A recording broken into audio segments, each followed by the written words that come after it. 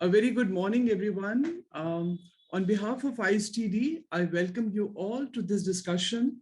We are going to hear views from very distinguished panel on the topic, violence against women and girls. Today is 10 January, and we are also celebrating the Human Rights Day.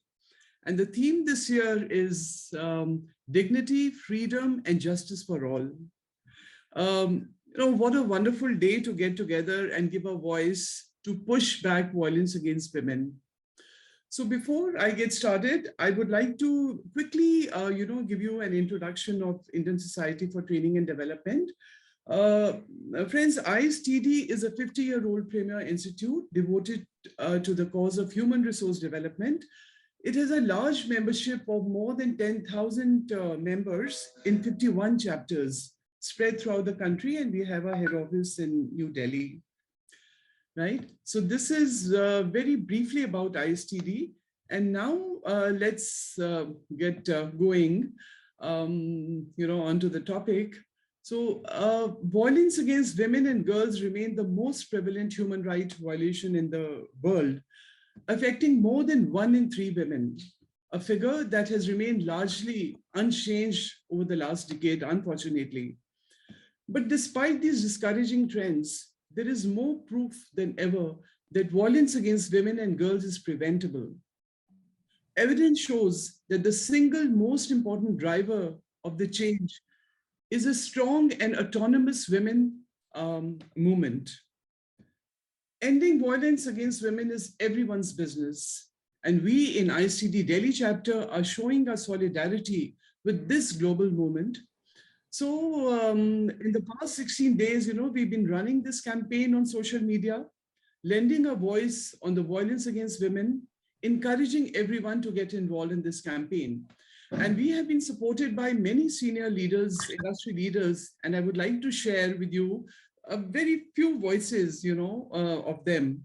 So Mr. Sandeep Kochar, CEO and storyteller, Blue Minds Consulting, says that only a weak man can be violent against women. Yeah. And S.V. Nathan, who's a partner and chief talent officer of Deloitte South Asia, says that violence against women is not just acts, it is also about demeaning thoughts and words. I'm against any such violence. I'm all for the dignity and respect. And the third voice I would like to share is of Anita Chauhan, our national president of ISTD. She says, I strongly advocate for complete elimination of violence in all forms. For a progressive and development-oriented society, there is no place for such thought at all. Let us work to clean the minds on this ill practice and make the world much more thoughtful and happy. Yeah, so we are really thankful for each and every person who supported us in this awareness campaign. Yeah, so now I would like to briefly introduce to you our very distinguished panel members. So I'll go, first with Shilpi Dahiya. She's from Singapore. Shilpi is an executive coach and managing director of Women's Tree.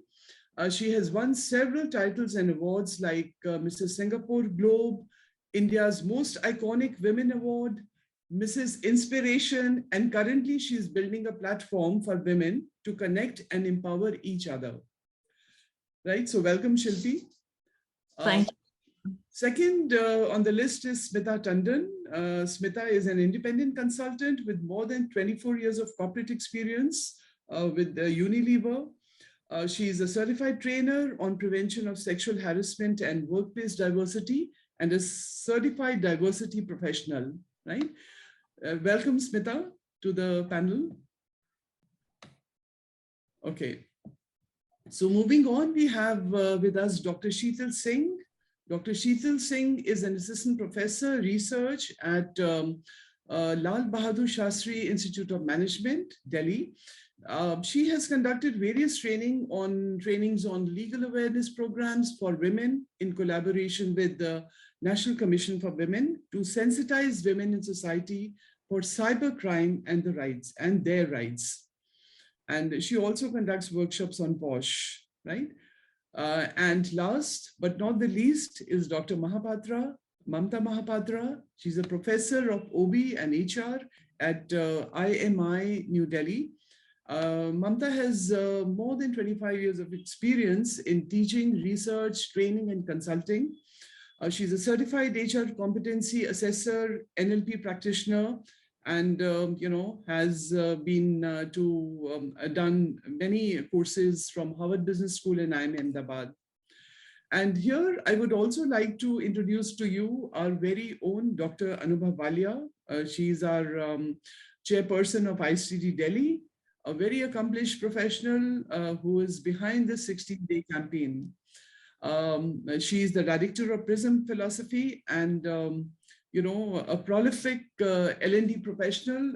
She's worked with Honeywell, ICICI Bank. She's an executive coach, behavioral trainer, author, yoga and wellness expert with rich dossier of 2 decades of experience. So with these introductions, let's get started. So at the outset, as we've discussed, we'll have 3 rounds.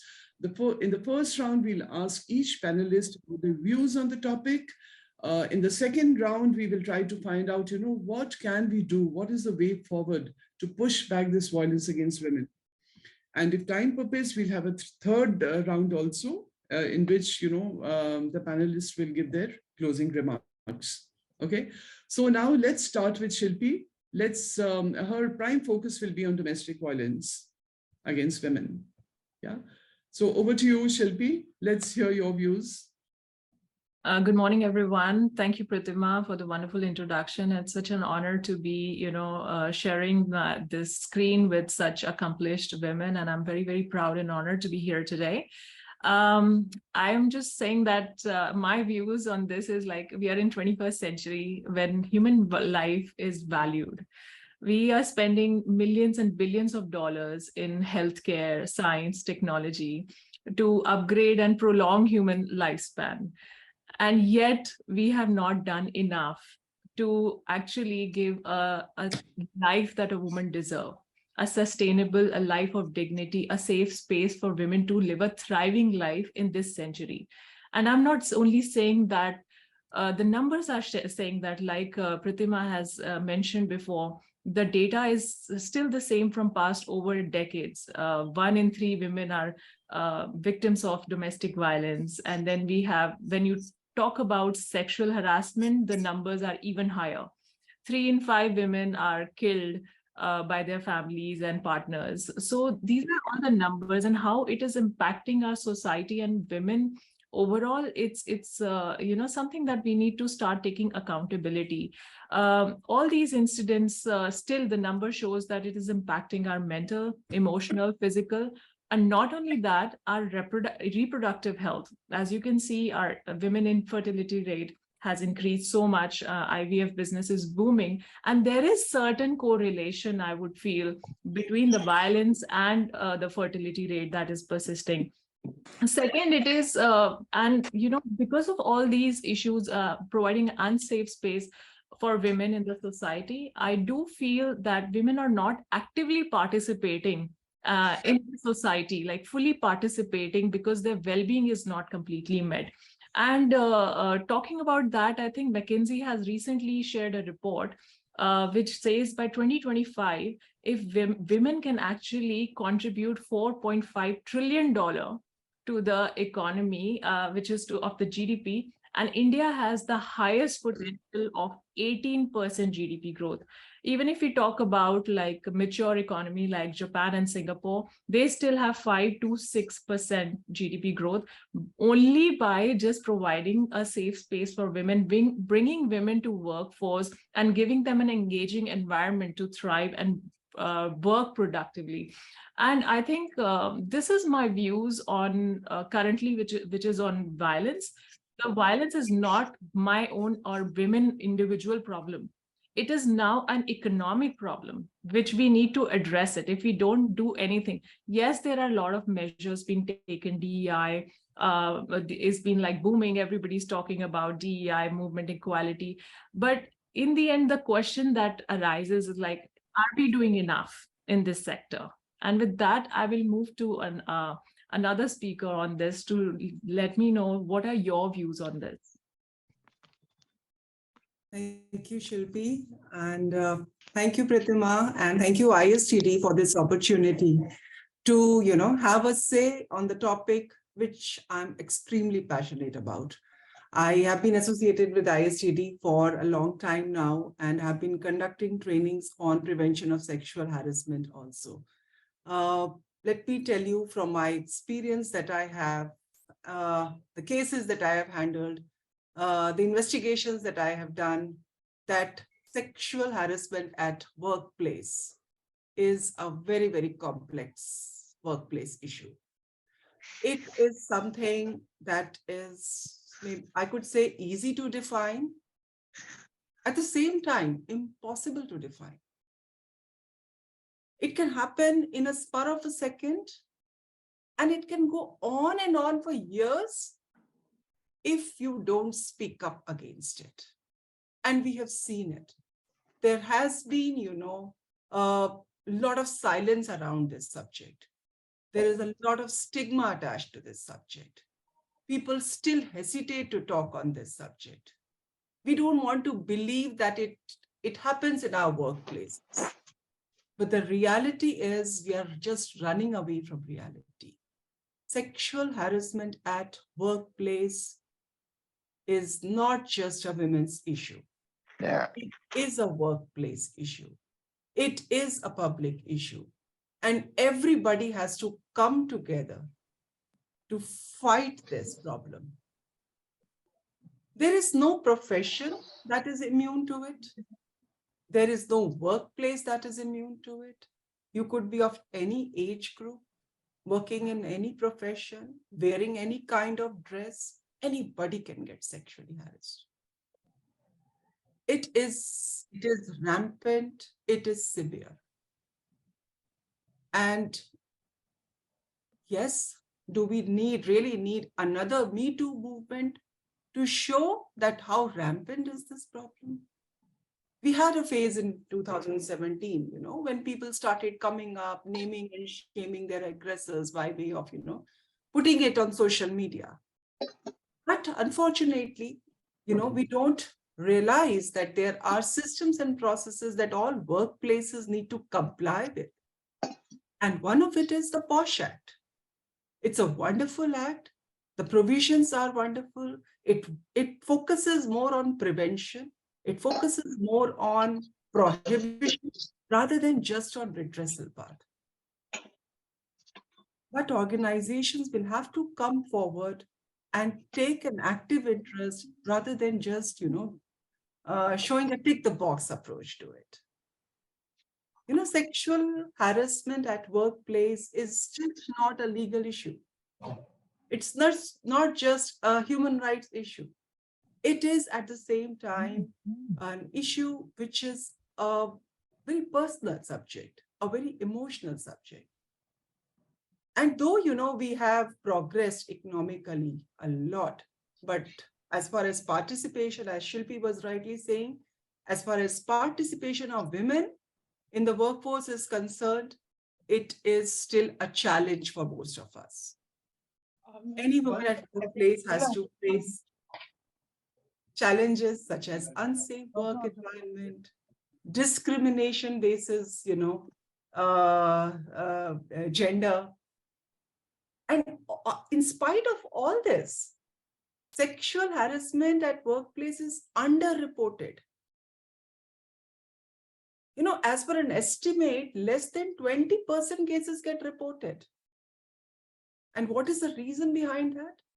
Simple reason is that if a woman is making a complaint, she's seen as a troublemaker. Yeah, she is seen as, a person, who blame her for bringing that subject. We trivialize this subject. Unless this mindset change, things are not going to change. We are here to talk about bringing about a mindset change. Yeah, these were my initial thoughts. I can go on continuing, but I'd like to hear from other panel members on their views of what they think about it. Yeah, Thank you, Smita, for sharing your wonderful thought on that, the harassment at workplace. And first of all, I thank you to Dr. Anubha, Chairperson ISTD, and all my co-panelist members to share this platform for me, to share my viewpoint on that, the harassment at workplace. And basically, you are very much right. We are living in the world of technology. The technology has its own advantage and disadvantage as well. Like after the COVID, we forced to move towards the digital world, and digital world is what we that provide a cyberspace. Cyberspace is basically like cybercrime is what it is, a crime which is committed digitally, and especially by using the internet and social media. And we all are in social media, all people are using social media, but they're the basic point where we can protect ourselves from any digital crime. And if you'll see the report which was published by the National Crime Records Bureaus, that was published in 2021 itself, that reports reflect clearly that cybercrime has increased 4 times, means 306%. That means 136 crimes is reporting per day, and definitely it will go on increasing rate because we all move to the cyberspace. And my question is here, why women and children are targeted? Why women's? Because in recent report, there was a report, 98% of the cybercrime has been reported against the women only. If we'll see why women's, it can be the gender inequality in India. And as you're very well said, the people do not want to discuss, not to report because of the hesitation, stigma in the society. And the most common reason is that the offenders are known to the victims, and that who's reporting become tricky. And there is no and minimum reporting due to the fear of being ostracized by the society. And there is little hope also because that woman is harassed by the maybe senior, and where the very lack of hope to get the justice on that matter. And most of the common reason is the digital literacy, which is very necessary because we are using social media platform without putting any security parameters there. And we show our vulnerability to the social media platform. We upload the photos, we reflect our mood, what we are feeling today. If we are off, we are reflecting on the social media, and it goes wider range. And so the most important part is that the offenders do not belong to the boundary because it go beyond the boundary less. Once cybercrime happened, it takes time to get it resolved because if offender is out of the India, then there is an international protocol for the investigations. So better for going that crime to be addressed, better is to prevent ourselves from that cybercrime. There are the many common reasons and common sources where the cybercrime is happening against the women, like misinformation. We are receiving the different messages, like you got the job offer, you can earn 8,000 per day by clicking that link, you can provide your all details. Any campaign, we should not make that link to be open before any verifications. Ineffective use of social media, we are using it without putting any security setting, and we make our profile open to the public. And so very surprisingly, recently I attended an event, and that the report was given by SP of Madhya Pradesh. Now human trafficking is going through digital platforms. They are finding most of the cases are through the digital only. And that was another event was shared, that very attractive deals. Even there was a voice of Amitabh Bachchan, like Kaun Banega Crorepati. They shared a checks with the amount and asked the participant to get it more, that check to be in cash. You have to submit 5,000 and 10,000 people have done it. And one important technology which is coming up with the deep fake, and that was more used during the time of COVID. Deepfake actually is a technology where we can create a very realistic video, and it is generally used in the time of elections, and it is generally used against the women to make their fake videos and used as for blackmailing. Another one is that we use social media without security. That's a ransomware software is there, which hack your computer and ask you, there is a timeline, there is start timer is there. If you will not pay their money, they will hack your computers. And if we are not aware, our phones, our that laptops, that all webcam can be easily hacked. The only thing, we generally keep our laptop phone like as it is. If it is not used by us, then it should be closed by using sellotape or their screen. And we used to download any app from any sources wherever we get the link. That should not be done, because while we downloading the app, we give the permission for accessing our photos, video, a camera, that for that app, and we automatically giving our consent to the providers to accessing our devices. So we have to be very cautious about it. So this is the time where we have to make ourselves aware about the digital crime against the women. Okay, thank you so much. Let me congratulate ISTD Delhi chapter for taking up this cause, and thanks to Dr. Anubhav Walia, Ms. Pritima Kaushal for having me on the panel and discussing on this very important issue. So my previous speakers, I would say 3 S's, Shilpi, Smita and Sheetal, have highlighted the gravity of the situation by quoting data. I think Sheetal was, it was very informative. She was talking about cybercrime and how it occurs.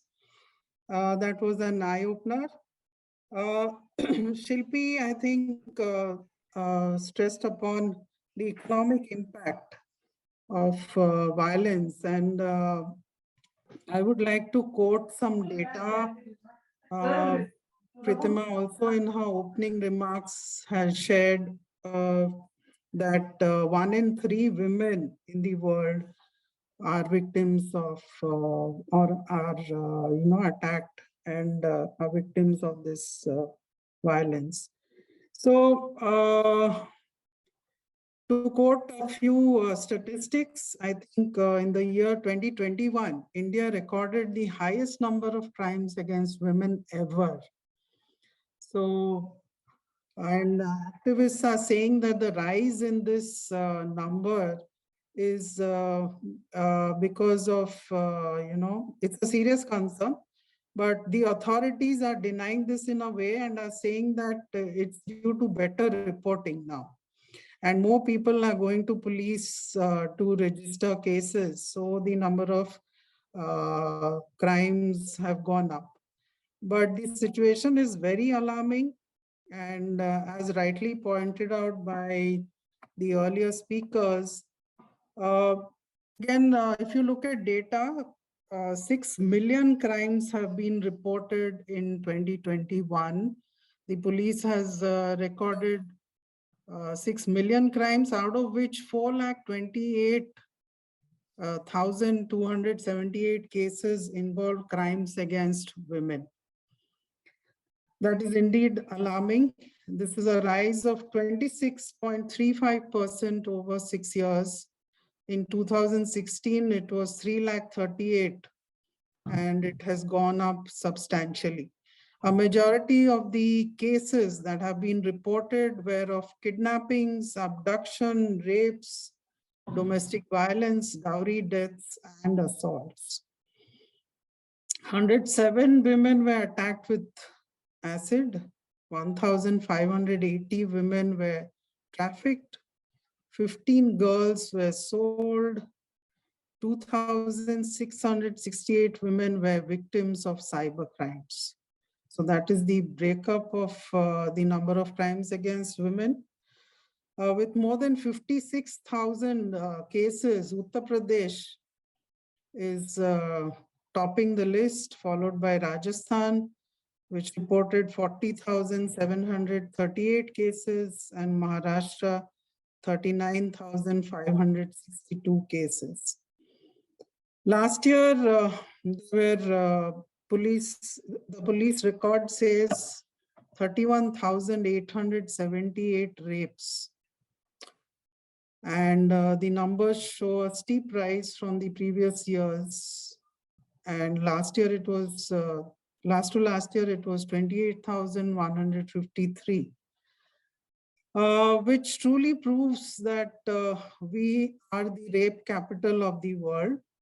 It's not only about the numbers, but many countries report equal or higher number of rapes.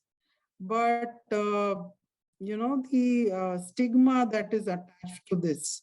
Critics say that as world's largest democracy, we get this bad name because of the stigmatized approach by our society. And often the police also behave in such a manner, the judiciary and police, the victim is shamed by them. So it is very alarming.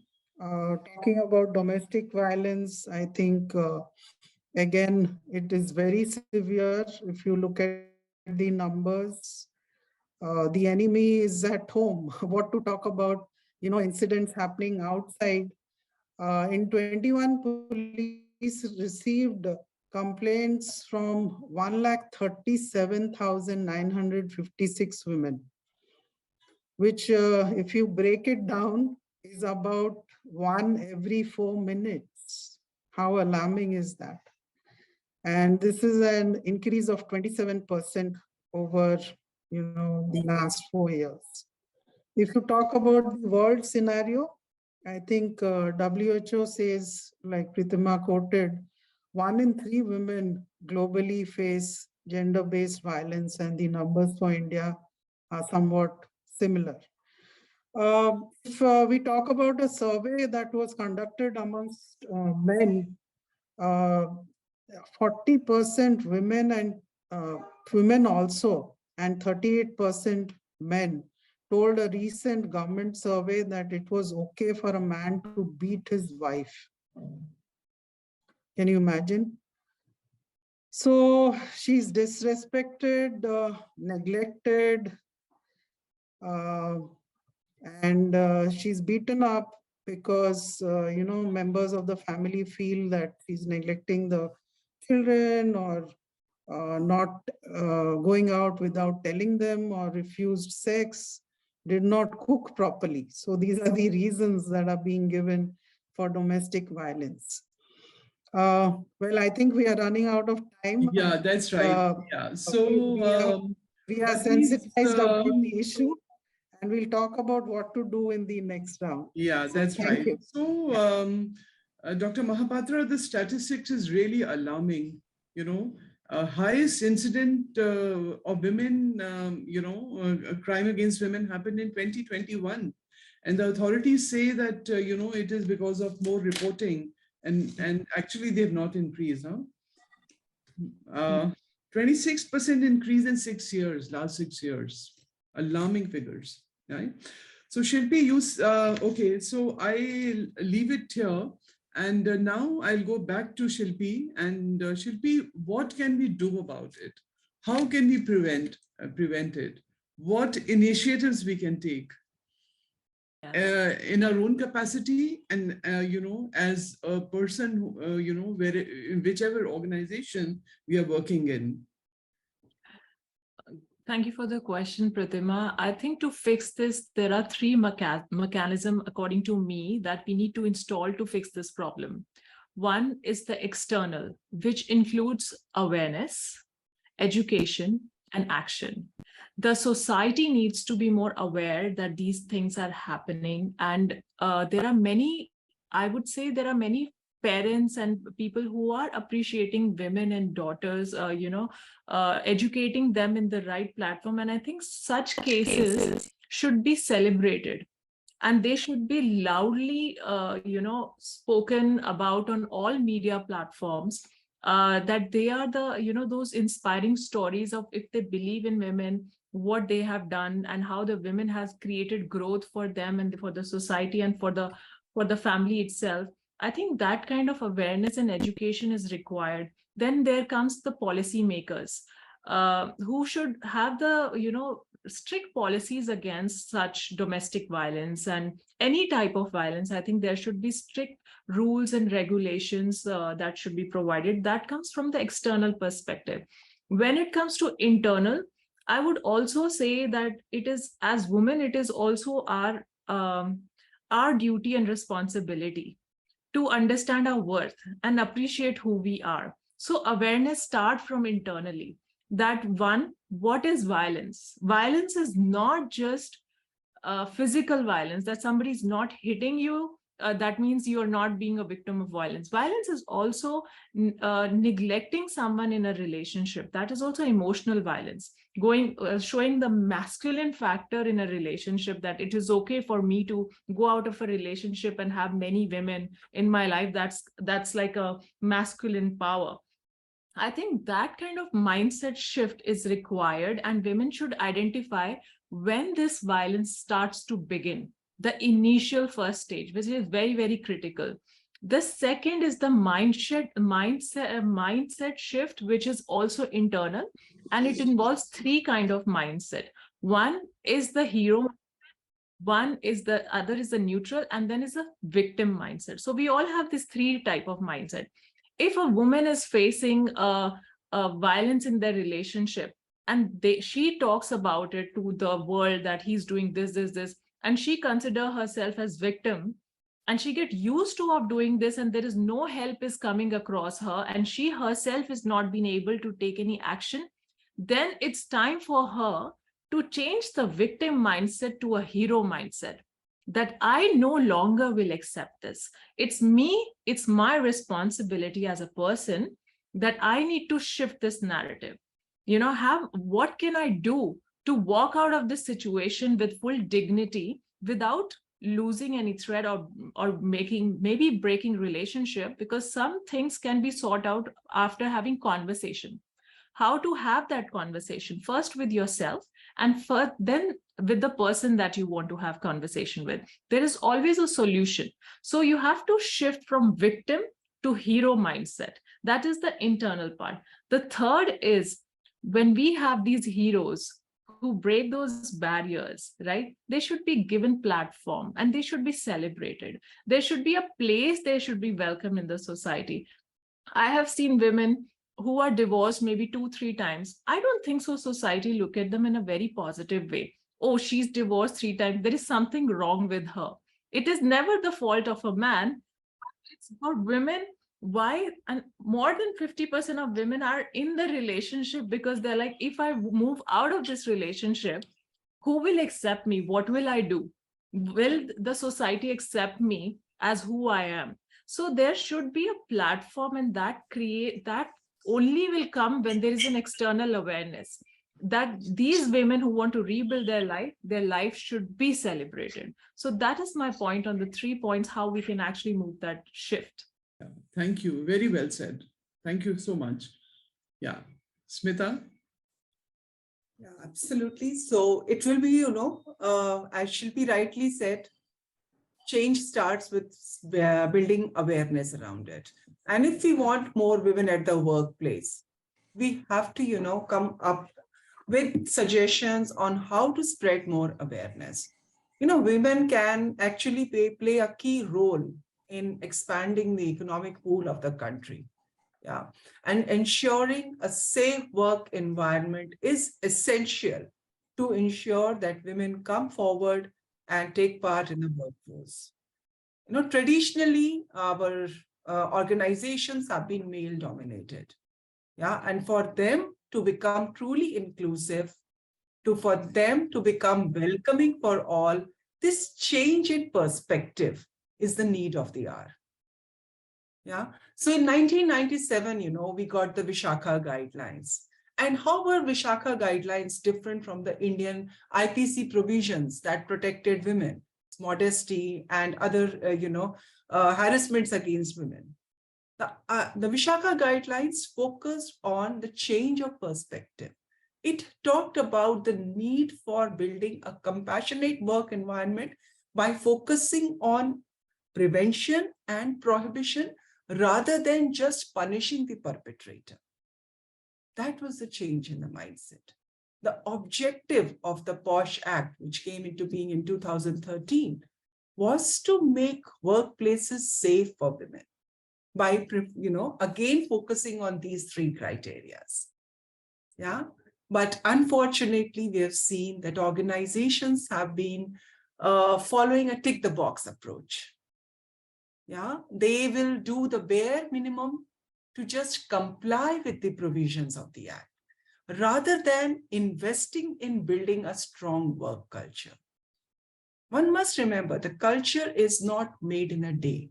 It is the consistent effort that is required from each person in the organization to build a workplace which is an ideal workplace where everybody looks forward to and not dread to go. And how it is driven, it is always driven from the top. So align your senior leadership, align your, the people at the top, that it is not just a compliance thing that we are required to do. Yeah, POSH Act is just not about compliance, but it is a first step towards building a truly inclusive organization. And POSH is applicable to all organizations. It is not just, that big organizations have to comply with it. It is applicable to, public sector, private sector, schools, colleges, NGOs, wherever there is an employer and employee relationship, it is protected. And important aspect is that it covers all women at the workplace. So whether you are an employee or not an employee, engaged through contractor, a visitor, a client, any women at the workplace needs to be protected. The objective of this act is to, actually work towards changing the mindset, changing the attitude of men towards women, putting a stop to sexual discrimination at workplace. And our endeavor should be towards building a building a great work culture rather than just compliance. And education and awareness is the starting point from, taking it further from here. Right. That is my take on, how we can build a great work culture. Right. Everybody has to be seen as a role model. Think, put yourself in other person's shoes. How would you feel if somebody did the same thing to your loved ones? I'm sure you won't like it. Then why do you have to behave like that? Right. Why an obscene comment is made to a woman? Yeah. Or, we forward an inappropriate, a joke or a message or anything. Would you do this to your family members? Why this double standards? Right. It's all about sensitizing. It's all about introspecting. Think before you do it. Right. I think if everybody, if they are mindful, we can change and make a better society. Yeah, I'm sure that absolutely, Smita, you're spot on. And I think that more and more such awareness programs have to be conducted, in organizations, in educational institutions, wherever, this kind of, harassment can happen, right? Okay, so I just want to request Anubha, ask her that we are, it's 12:10. So can we take 5 more minutes, Anubha? Yes, please. So, okay. So, all right. So let's hear, what Sheetal has to say about, what can we do to prevent it? Yeah, I totally agree with Shilpi. She shared very wonderful way, external and internal perspective. for the external, it's very important for the awareness and the communication. I was sharing the things, women are ostracized and offenders are more, in most of the cases, offenders are known to the women whose reporting becomes too tricky. In that case, communication matters a lot. By communication or trust between the women that gives the platform to share their views, or we can change their behavior. If there is a change in the behavior, we should address that person, what is happening with her, and we should respect that change and give her a confidence to share her views. And no doubt about it, that change comes from the internal side. But well said, Shilpi, like understanding the violence, mind shift, and the communication. It's very important to educate the women. Recently, I worked with the National Commission for Women, and we have created in our own organization, Lal Bahadur Shastri Institute of Management, the legal awareness program. In that program, we sensitize the students and the faculty members related to their rights, legal rights, and what are the sources and how they can prevent themselves from the cybercrime. And also the Cyber Peace Foundation, with the collaboration of National Commission for Women, they are working to sensitize the women, and they have launched the program Digital Shakti 4.0.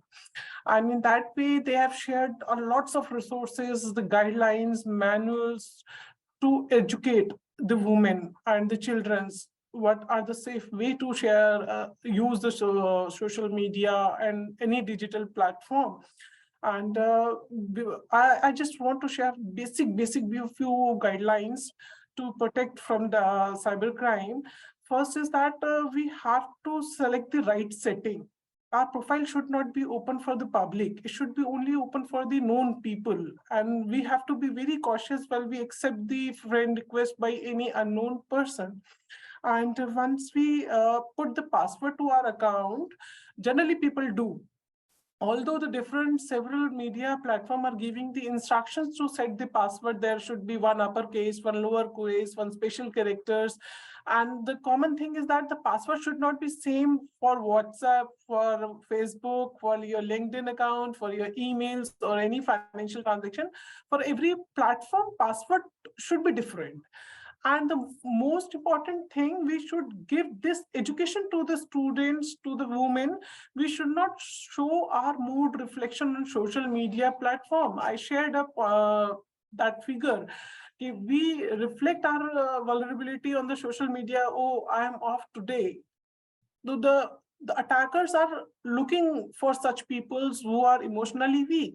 They try to build their relations. Then here the role of cyber stalking, cyber grooming, and cyber masking. These are the crimes happen because of we show our vulnerability to them.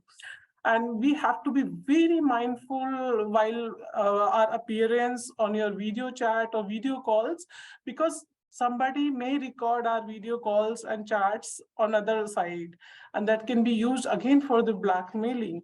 And another thing, very important thing, very important thing nowadays is the selfie time, selfie era we are living with. And the young girls, the young women don't understand the exact functioning of the Android phones and their smartphones. They used to take the video calls or the photographs, private photograph, which is not, that should not be published in public platform. And they think once we delete that photo, then it is deleted from the phone. It is not true, because all smartphones are connected with internet. They have their own cloud storage. Even you delete that media from your phone, but it stay in the cloud storage. And single email ID have been used by different devices that can be retrieved from other device. It is not deleted. So make sure that that content should also be deleted from the cloud storage also. And we should not put on our device location every time, because it is very easy to crack the details also. And we have to be very sensitive while browsing the things. Any confidential information, any confidential platform should not be used by using the public Wi-Fi or the cafe or anything. And we have to be, these are the tips, because these are the points where we need to educate our young. It is not a matter of the women, it is a matter of youngsters. And we used to give the education about the computers in school, but there is a need now there is a need in 21st century that there should be the syllabus of cybercrime. What are the sources of the cybercrime, how we can go, and these are the very minor steps where we can protect ourselves to be as a victim, because after the crime it is very difficult to address it, because I have already said cyber crime is the boundaryless, and it involves one country to another country or the multiple country, and it involves a longer process for it. And we have to be very cautious about while putting our DP, because we are not aware about our profile picture have been used for creating the deep fake, and it is available in the different pornography site. Even the female is not aware about. Once that person is get aware, it is already delayed. These are some precautions. We have to be very cautious while accessing the internet with the smartphones, with our devices. And we should not hesitate to report our crime, because now government, initially the government, we do not have so much act in that area, IT Act, we were there. And now the government has working on it. And very soon we will have different penal code for it. And government has given the different website also, the platforms where you can report your digital crime without disclosing your ID, even your photographs, your anything. And you can report any crime, digital crime, to the National Cybercrime Reporting Portal. That is cybercrime.gov.in. Yeah. And one more important thing in the education, because ma'am has wonderfully explained the posh about in the corporate people are very much aware as compared to the educational institutes. And in the education, as per the law, we are working on it for setting up the IIC internal complaint committee cell. And we are making aware the student and the faculty for creating this IIC cell to the every educational institute. And Right. once you will identify the data of different various institutions, you will not find any column on their website about that IIC cells, how they redress their sexual harassment at workplace, because in academia still there is a vast scope to work on it. Right. So I think you've given very useful tips and information. I think we will need to do a standalone session on this, a longish session, right? So I think we are absolutely sure, we are past our time. We've overshot 8 minutes, but I think Mamta, your last words, what do you think the initiatives we need to take very briefly? Thank you so much. I think a lot has been said, and in the chat box also I have seen the messages which are very valuable. I would very briefly talk about the framework provided by WHO. The framework is RESPECT. So it's an acronym, but I'll very quickly outline what RESPECT means. R for relationship skills strengthening. And, we have talked about how family plays a very important role. And I think Mr. Tyagarajan has said in the chat that the mothers should teach the sons to respect women. And that is very, very valuable. So relationship skills, E for empowerment. A lot has been said in that respect. Yeah. S for services ensured. Like, do we provide a support system? Like earlier, I was talking about stigma attached to this and how society, I think all our speakers have spoken about this. So how do we ensure that the woman who is a victim is provided services, is given therapy and all those things? B for reduction in poverty.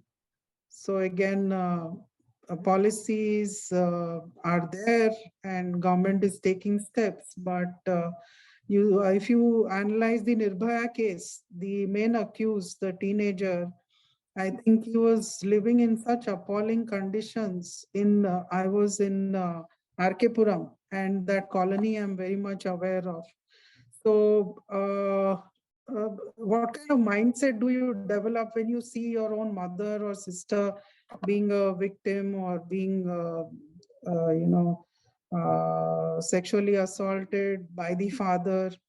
So, so we need to elevate poverty, and I'm sure government is taking steps. E for enabling environment. So schools, workspaces, public spaces, so safety for women in all these areas. The much howsoever we do activities, awareness, training, it's less. So we should enhance all of this. C for child and adolescent abuse prevention. I think we've talked about that. And T for transformed attitudes, beliefs, and norms. So it has to start at the family level, society level, culture, and policies can only do so much. So awareness, again, I think Smita was talking about posh awareness and all those things. But yesterday only I completed a posh training program in a leading public sector organization, and you'll be surprised that the women folk, there were 19 people, they were not aware that there is such a committee, internal complaints committee. And the act has been in existence for more than a decade now, I think a decade now. So the ground level reality is alarming. So howsoever much we can do in this respect is very little. So all of us need to be vigilant, uh, take care that our colleagues, family members don't fall victim to such incidences. So I think that's it from my side. So being alert and providing a helping hand. Yeah. Okay. All right. Thank you so much, Mamta, for your inputs. So it's 12:22, 12 minutes we've already overshot. So in the end, I would like to ask Dr. Anubha Walia, like, her inputs, valuable inputs. Yeah. Right. Thank you so much, Pritima ma'am. In fact, all the wonderful ladies who you gave a wonderful insight about the voice, which we have created a campaign on. Interesting insight about the Japan as a country. I would like to share that close to around 300 companies, they have signed up, a concept called WEP, which is a Women's Empowerment Principles. And they offer a guidance to the businesses on how to promote a gender equality and the women empowerment in the workplace, marketplace, and community. And I think today I take the pride on behalf of ISTD Delhi chapter that because of this initiative in last 16 days, we could create a 22,000 impression on LinkedIn, by creating a small difference on the safety and impactfully. So that was a very, very nice thing to each one of you. Yeah. And I would like to, read out one of the very, a great leader, Yashwant Chauhan, Chief Human Resource Management Manager from GAIL. He Yeah. just sent across that reducing inequalities and establishing gender equality across the globe, which when accomplished has transformational power to positively lead social economic empowerment, productivity, growth, resulting eventually in reshaping a better world. I think that was a very insightful thought which he Yeah. shared. So just a small insight from you. I'm just going to sum it up. What I understood from this is, I think we just have to do three things: listen, teach, and converse. Listen to and believe survivors. When a woman share her story of violence, Yeah. I think she takes the first step to breaking the cycle of abuse. I think we should give the kudos to her. Second is teach the next generation and learn from them. The examples we set for the shaping of the younger generation, respect, gender, human rights. And I think it could go through a media or on the street, or a campaign in the schools. I think we really need to become a voice for that. And the third is we need to start conversation. And I think we all have really started there. Yeah, So thank you so absolutely. much. It's like, it's pervasive, but it is not inevitable unless we stay silent. Yeah. So thank you so much for Yeah. this input. All right. All to you. Thank you so much. So in the end, my concluding remarks would be that we can push back violence against women by not only educating our girls, education is the main thing, but also making them financially independent. Because financial independence, freedom is the bedrock of elimination of this violence. Empowering women and helping them to gain confidence and conviction in their own strength. And somebody has very rightly put, and some gentleman had put on the social media, says that may the strong men stand by when the strong women stand up. Yeah. So we are very thankful for each and every person who has supported us in this awareness campaign. And let us continue giving a voice to this cause. Yeah. So it is not only, now, but for all times to come. Yeah. So with this, I end this program, and I thank all my panelists, Dr. Mamta Mahapatra, Dr. Sheetal, Smita, and Shilpi. Thank you so much for your valuable time, your inputs. And I also thank all the participants, who could join in. We're going to put the recording on the social media also. And let's continue spreading the word around, right? So Thank you so much. Thank Namaste, you. everyone. Thank you. Yeah, thank Thank you. you. Namaste. Thank you. Thank you.